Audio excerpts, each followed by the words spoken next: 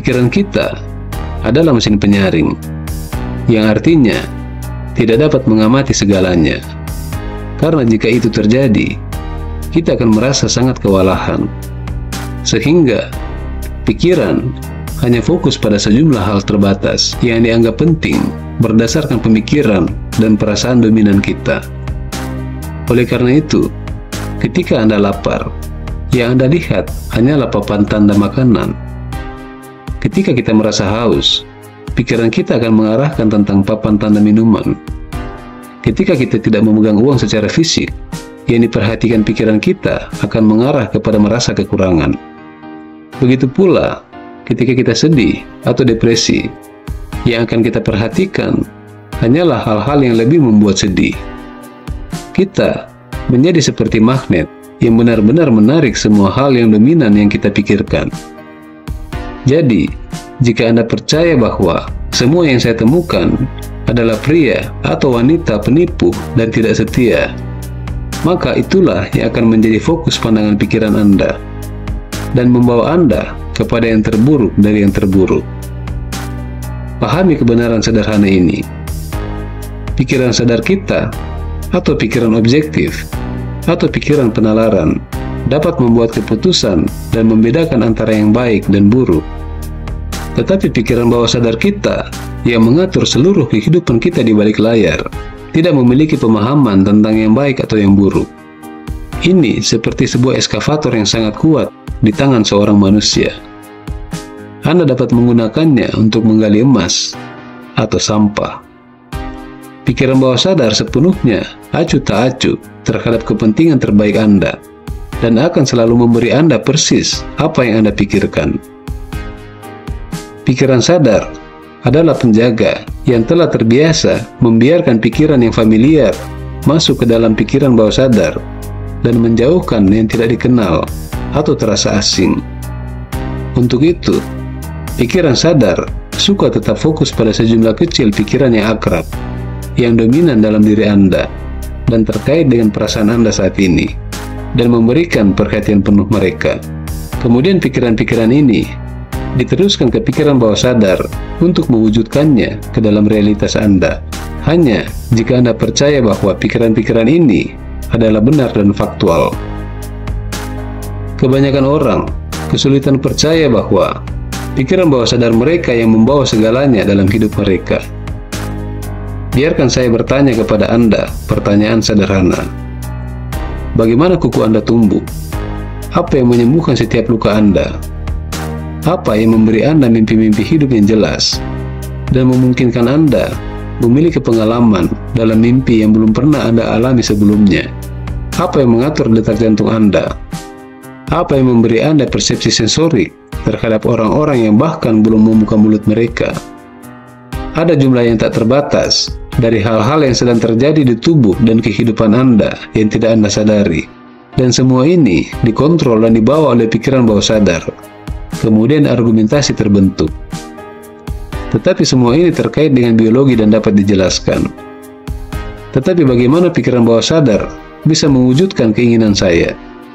Seperti pasangan yang sempurna, atau mobil yang tidak bisa saya beli sebelumnya. Sekarang untuk memahami ini, kita harus masuk ke dalam kedalaman apa yang ada di pikiran kita. Segala sesuatu berasal dari satu sumber, satu substansi, bertanggung jawab atas setiap penciptaan. Dan agama menganggap bahwa satu sumber itu adalah Tuhan. Setiap agama akan menghubungkan kembali ke satu sumber tunggal itu. Dan ini tidak dapat dipertentangkan. Oleh karena itu, kesadaran kita tidak bisa terpisah atau mandiri dari sumber itu. Tidak ada kesadaran yang dapat ada di luar kesadaran satu yang sejati, dari mana semua kesadaran berasal. Oleh karena itu, kesadaran kita dipinjamkan. Kita membagi kesadaran ini dengan kecerdasan tak terbatas. Seperti yang disebut Napoleon Hill sebagai kecerdasan tak terbatas, atau seperti yang disebut Neville Goddard sebagai Tuhan. Intinya sederhana, karena satu sumber itu terhubung langsung dengan kita. Kita dapat berkomunikasi dengan sumber itu, keinginan kita, melalui pikiran bawah sadar kita.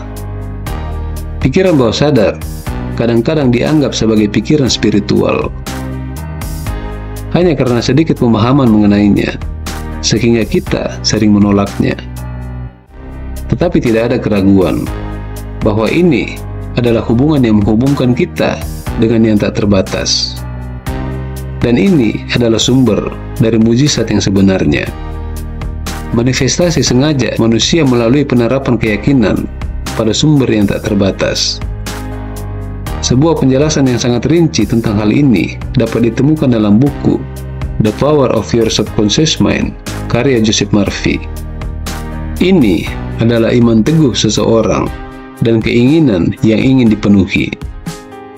Keimanan yang absolut ini diterima oleh pikiran bawah sadar yang terhubung dengan satu pikiran, sumber tak terbatas, dan kemudian sumber, seperti yang kita semua tahu, mampu melakukan segalanya.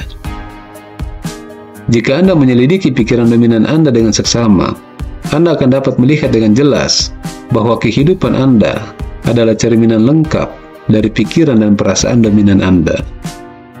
Seorang pria miskin terus berpikir untuk bertahan hidup. Dia tidak bisa melihat dirinya menjadi mandiri secara finansial. Dan karena pikiran kita adalah penyaring.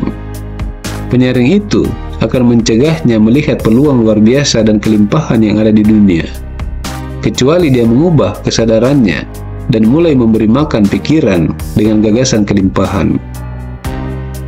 Demikian juga, seorang wanita yang telah dianiaya oleh pria-pria jahat akan terus menarik lebih banyak orang dengan jenis yang sama, kecuali dia mengubah kesadarannya dan memberi makan pikirannya dengan gagasan tentang pria baik dan setia. Pembebasannya yang lengkap dari gambaran saat ini tentang pria akan membawanya kepada pria yang sempurna yang sedang memberi makan pikirannya dengan gagasan itu. Anda harus memberikan pikiran Anda dengan pikiran alternatif secara sengaja. Itu benar-benar sederhana. Setiap orang memiliki kendali penuh atas nasibnya. Kadang-kadang mungkin terlihat benar-benar acak, karena kita bisa saja terjebak dalam manifestasi orang lain. Hitler adalah contoh sempurna, keinginannya yang gila, yang mengesampingkan keinginan orang lain di sekitarnya. Begitulah seberapa kuatnya pikiran bawah sadar. Namun demikian, jika Anda telah menguasai pikiran Anda tidak akan dilampaui oleh orang lain. Jadi hukum tarik-menarik dengan pikiran bawah sadar adalah realitas yang tidak bisa disangkal. Yang harus Anda lakukan hanyalah mengarahkan pikiran Anda pada apa yang Anda inginkan, dan jangan mengucapkan sepatah kata pun tentang apa yang tidak Anda inginkan. Abaikan keberadaan yang tidak diinginkan, sehingga pikiran Anda dapat menunjukkan kepada Anda cara dan sarana untuk dapat mendapatkan apa yang Anda inginkan. Jika Anda ingin dengan sengaja memprogram ulang pikiran bawah sadar Anda mendapatkan kehidupan yang Anda nantikan, jangan pernah lupakan bahwa ketika Anda fokus pada hal buruk, maka yang baik tidak bisa dimengerti oleh pikiran bawah sadar Anda, dan dengan demikian menghalangi berkah Anda dari yang ilahi. Jika video ini beresonan dengan Anda, mohon dukungan Anda untuk subscribe, like, dan memberikan komentar di kolom komentar untuk menjadi wadah kita untuk saling berbagi dan sebagai refleksi kehidupan menuju kehidupan yang penuh berkah. Dan jangan lupa bagikan video ini kepada orang-orang yang Anda sayangi di dunia ini. Biarlah energi ini beresonan dengan orang-orang yang Anda sayangi. Akhirnya, terima kasih. Salam hidup berkelimpahan. Sampai jumpa. Salam.